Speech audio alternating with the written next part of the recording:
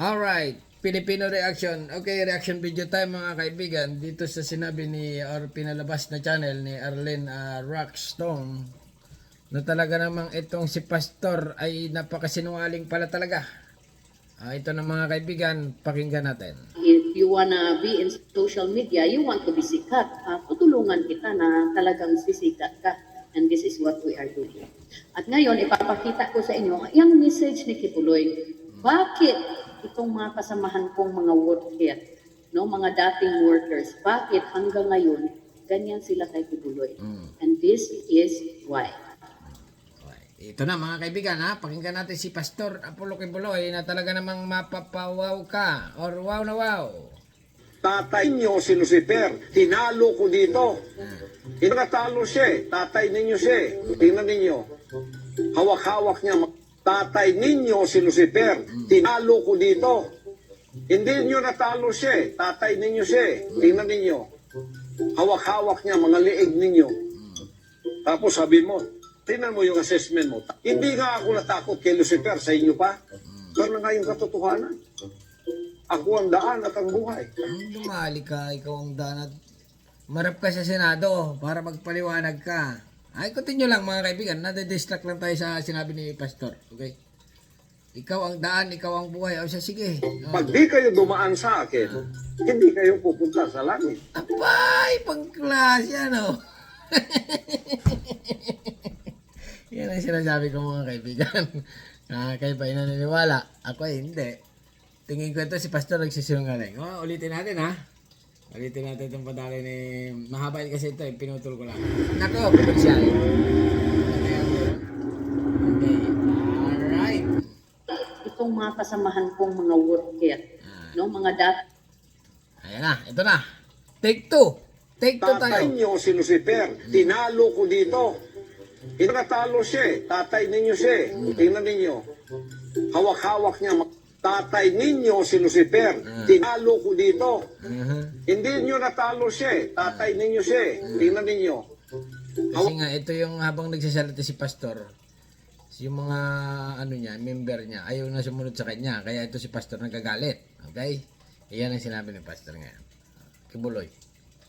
Yung iba, maraming nagsasabi sa akin, bakit tinatawag ko pa rin Pastor yan? Parang ano ko lang yan eh. Okay? Pero Kibuloy na lang kung ayaw yung Pastor. Kibs na lang. Okay? Okay, ang banat ni Kibs. Kibs, continue. Hawak-hawak niya, mga liig ninyo. Tapos sabi mo, tingnan mo yung assessment mo. Hindi nga ako natakot kay Lucifer, sa inyo pa. Pero nga yung katotohanan. Ako ang daan at ang buhay. Pag di kayo dumaan sa akin, hindi kayo pupunta sa langit. I am the way. Pag hindi kayo dumaan sa akin, hindi kayo pupunta ng langit. Ay, dumalit talaga, no? Okay, mula sa channel ni Arlen Rax, na talaga namang itong si Arlen Rax na to, humingi ng katarungan mga kaibigan. Dahil inabuso nga ni Pastor long time ago. Okay? Ayan na niya. Okay, Kibuloy, Kibs, continue. Kahit ano pang gawin ninyong pagtapagtisaw dyan. Ako ang may-ari ng kaluluwa nyo. Ay, dumali ka. Ako may-ari. Yung mga member, okay. Yung nga yung taga-town to. Magaling mong brinuwas, Ako may-ari ng sanlibutan ngayon. Kayo ang sumuko sa akin sapagkat panalo na ako sa tatay ninyo, si Lucifer. Bodo lang linting na rin. Na siyang may-ari ng mga kaluluwa ninyo. Amin naman yung mga member, no? Kaya, pumunta kayo sa akin, sumuko, sumurrender, at magsisi na kayo at iwan ang sentency nyo at sundin ninyo ang lahat ng sinasabi ko sa pamamagitan ng mga salita ng aking Ama. Ibang klase. Ito sa Pastor. Ganon. Ngayon ko lang narinig ito eh. Ganon pala magsalita si Pastor sa mga ibig sabihin yung mga nire-recruit niya. Okay? Parang ano yan eh. Parang ibig sabihin ni Pastor sumuko kayo sa akin. Ibig sabihin sumama kayo sa akin. Ganon. Or magsisi kayo sa akin. Ganyan. Parang ganon. Okay? Continue lang. Kung hindi, Kung hindi ano. May kalalagyan kayo, igagatong ko rin kayo sa kalan ng impyerno.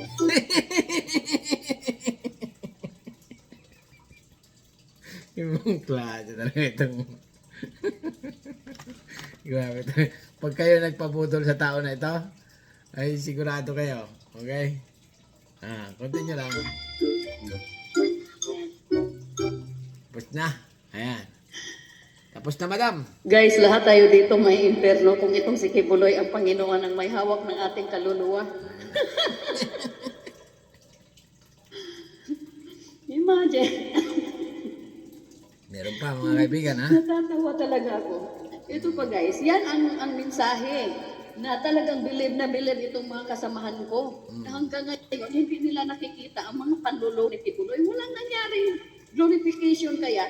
Oo. Ay, ganon. Ibig sabihin, habang sinasalita ni Pastor Kibulo yun, yung ano na yun, paniwalang paniwala sila. Grabe naman ito si Pastor na ito.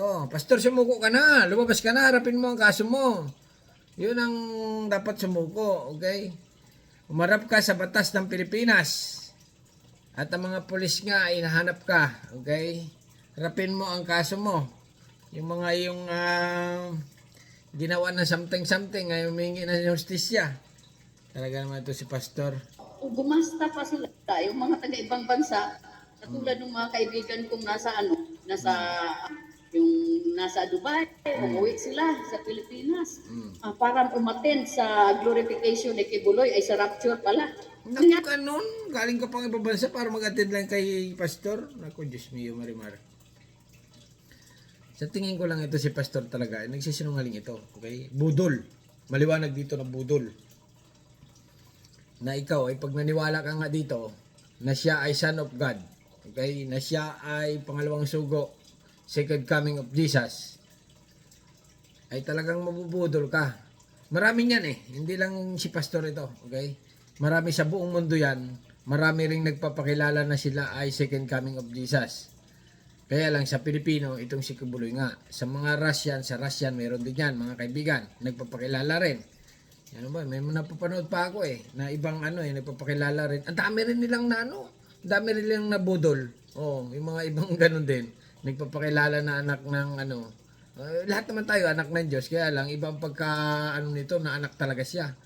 Yung talagang parang siya na yung anak na anak, kapatid talaga niya, si Jesus Christ, ganun. Pagkakakuha, second coming of Jesus, gano'n. Maraming nabubudol Okay, hindi rin natin masisi ang mga tao kasi may kanya-kanya tayong paniniwala. Okay? May kanya-kanya rin silang paniniwala. Okay, continue lang. Nangyari pag rapture? Ayan si Kibuloy. Kaya daw hindi mahanap ng PNP si Kibuloy kasi na-rapture na. Siya daw si Rapture na. Kaya hindi mahanap ng PNP. Alam niyo mga kaibigan yung rapture na tinatawag. Yung rapture ay yung biglang nawala. Okay? Biglang nawala na parang biglang kinuha ng ganon. Parang yun ang rapture na tinatawag. Pang alien style. Pag ganon, Pastor talaga. Dahil ngayon, yung spiritual Elijah. Sa ilalim Ito pa. Yan ang ko sa inyo. Lalo na kung pumunta kayo sa langit na kasama ko. Lalo na kung nakita niyo yung mansion ko doon. Dumali. Mayroon pa ito. Aba. Sama sa langit, makita niyo ang mansion ko doon. Aba, kapal nga na mukha nito. Sasabihin ko sa inyo, mansion ko doon, ilang beses ko nang pinuntahan yun. Aba, dumali. Ilang beses yun ito. Ang doorknob ko doon, diamond. Diamond. Doorknob ko doon, Tawa si Marley. diamond. Diamond. Diamond. Mahal na ako ngayon. Pag nagsalita ako ng 2 oras, milyon-milyong dolyares na yan. And then, Garis na yan. patol ako sa iyo na wala ka man sigurong pambili ng asukal. I am now the owner of the earth. Biruin mo mga nabudol ni Pastor. I am the owner of the earth. Okay? Sa tingin nyo? I am now the owner of the world. Aba, ibang klase talaga pala. I am the owner of the earth, kaya I am the owner of the world. Okay, continue, Pastor. I am the champion of the world. Magaling, magaling si Kibuloy. Magaling, magaling, magaling si Kibuloy. Magaling mong budol. Guys, naawa ako sa mga kaibigan ko. Hanggang ngayon, Panginoon pa rin nila itong lukong-luko na to. Mga naman, kawawa naman yung mga kapwa natin Pilipino na naniniwala dito kay Pastor.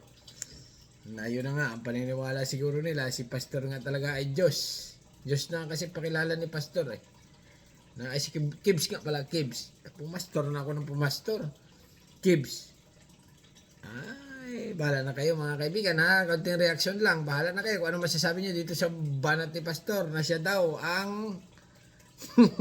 Alam na. Okay, hanggang dito na. Subscribe sa channel. Don't forget, comment. Bye-bye. Thank you.